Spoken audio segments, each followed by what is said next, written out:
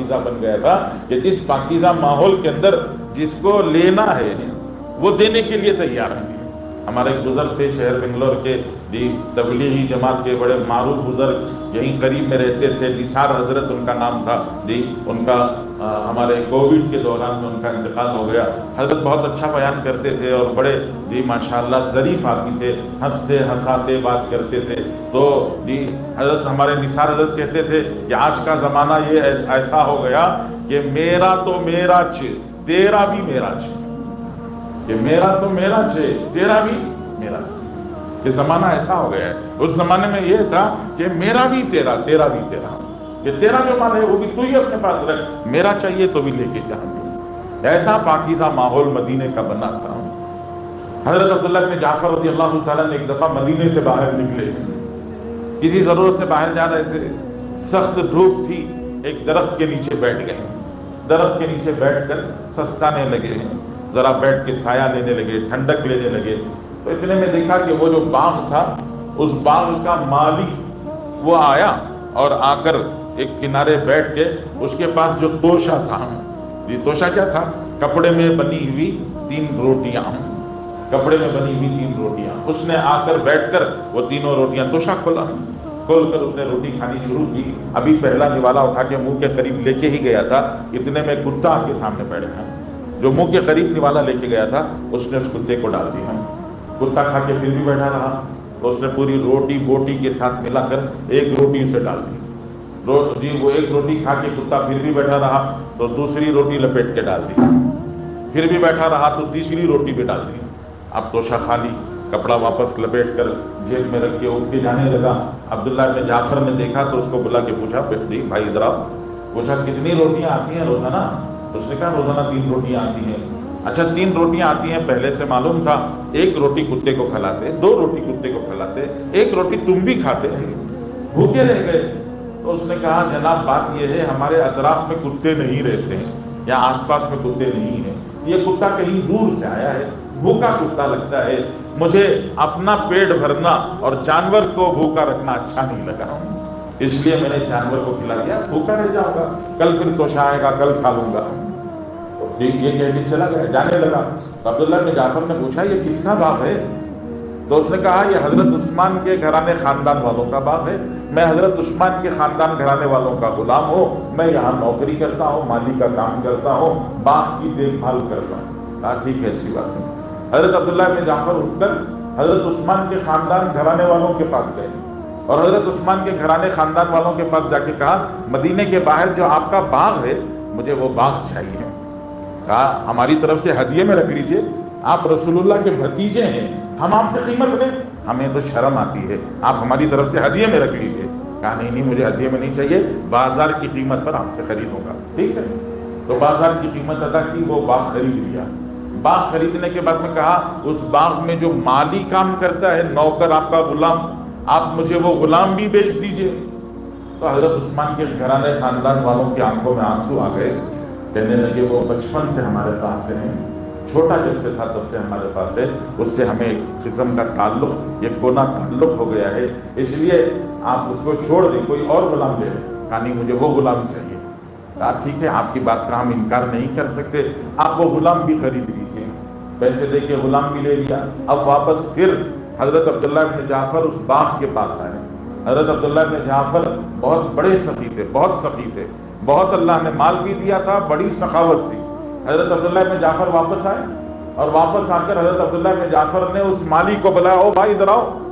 تو وہ آ گیا، اس نے کہا سنو جی تمہیں 2 خوشخبریاں سنانا چاہتا ہوں، پہلے تو خبر سنو، میں نے یہ باغ خرید لیا ہے۔ کہا بہت مبارک آپ کو یہ باغ۔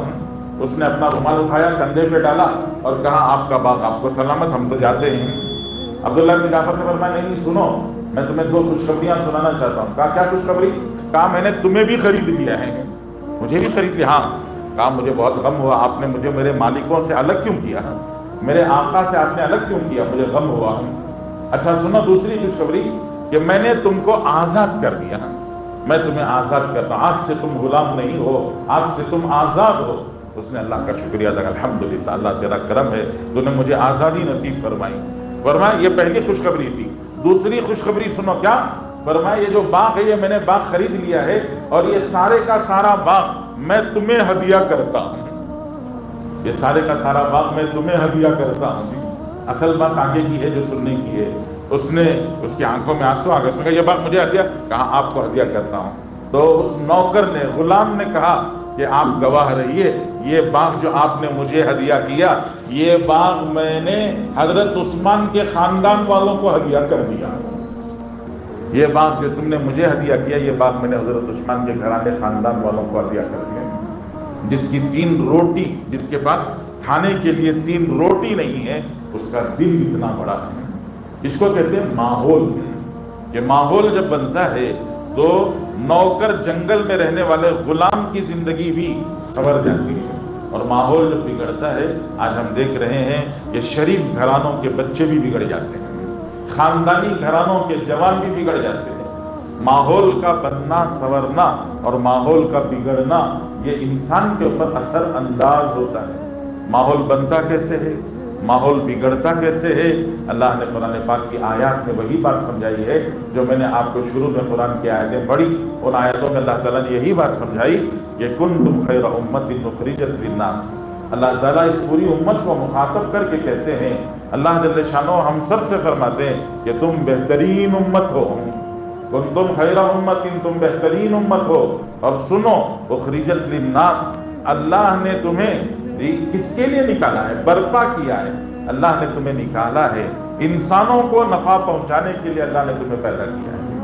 تمہاری یہ 60-70 سال کی زندگی ایک دکان پر لگا کر جانے کے لیے نہیں ہے، تمہاری یہ 60-70 سال کی زندگی ایک کاروبار اور دھندے پر لگا کے چلے جانے کے لیے نہیں ہے۔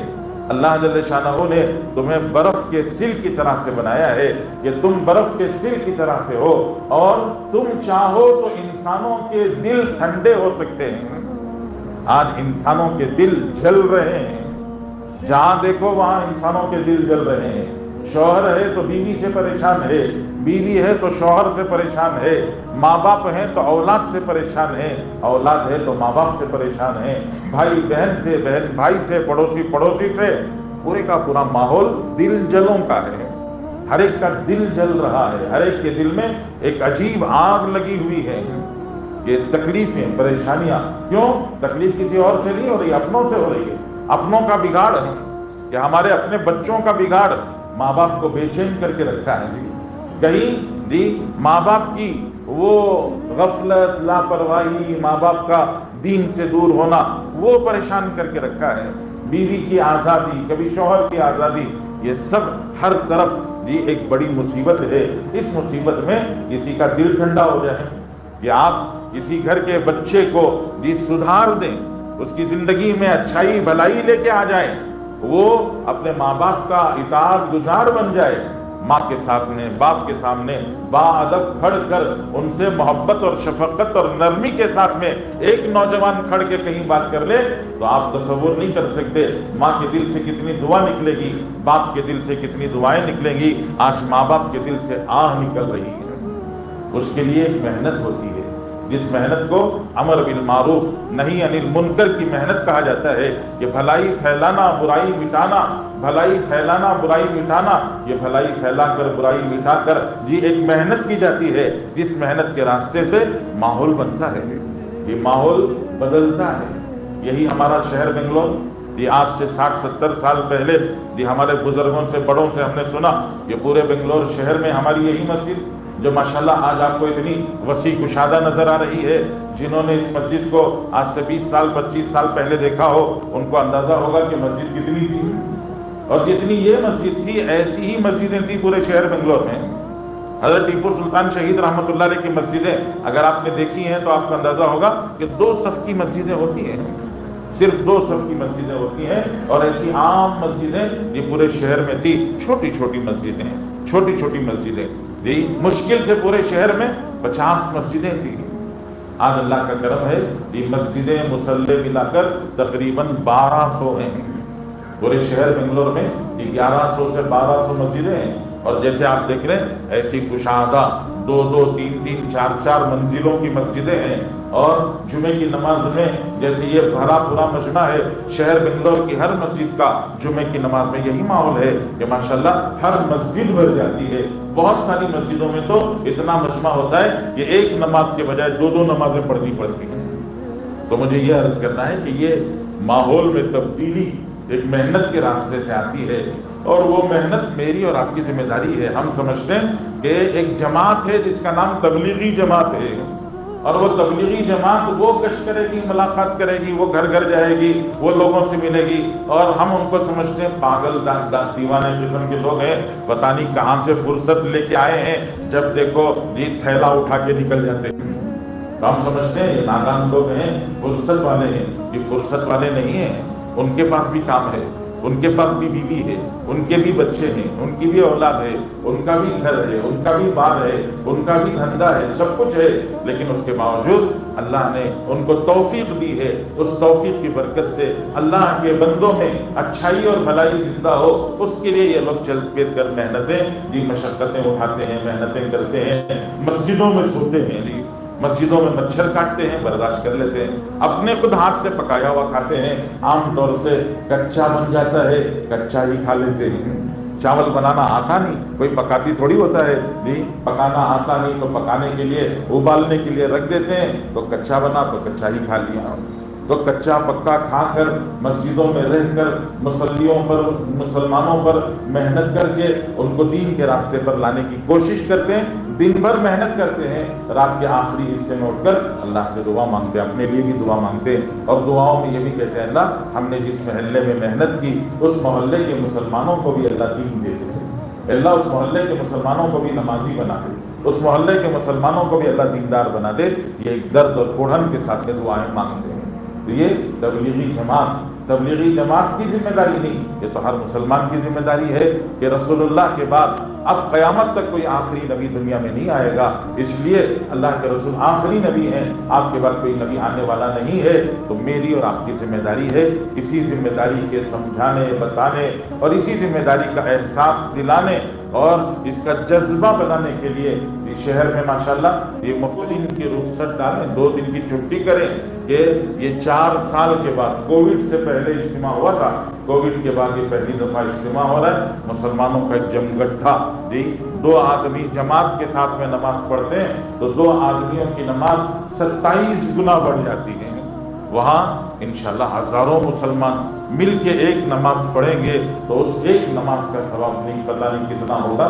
इसलिए नियत करें ये 2 दिन हफ्ता और इतवार अपने काम धाम जरूरतें सारी आगे पीछे कर 2 दिन के लिए इज्तिमा में शरीक हों। अरे एक रात मैदान में गुजारें, एक रात मैदान में गुजार के देखें कि ये कैसा रहता है, जिंदगी का लुत्फ क्या है। ये हमेशा जिंदगी का लुत्फ घरों के बिछानों पर ही नहीं, कभी मिट्टी पर सोकर भी देखेंगे तो हमें पता चलेगा कि जिंदगी का लुत्फ जो है वो मिट्टी पर सोने में भी आता है, और घर के बिछाने पर उतनी गहरी नींद नहीं आती जितना वो जो जमीन है जो पूरे तौर से लेवल भी नहीं है, कभी इधर से चुभ रहा है, कभी उधर से कुछ जो है चुभ रहा है, और आदमी उसी पर पड़ के सोया अल्लाह के लिए और वो गहरी नींद सो गया तो वो एक अजीब लज्जत वाली नींद होगी। इसलिए आप सबसे गुजारिश है कि 2 दिन के लिए वहीं रात गुजारने के इरादे से आप 2 दिन के लिए अपने आप को फारिग करें, वहाँ आएँ, वहाँ के माहौल में रहें, मजलिसों में रहें, दीन की बात सुने, दीन के काम करने की नीयत करें, अज़ाइम करें, इरादे करें, और फिर वापस आकर अपने माहौल में दीन को जिंदा करने की कोशिश करें।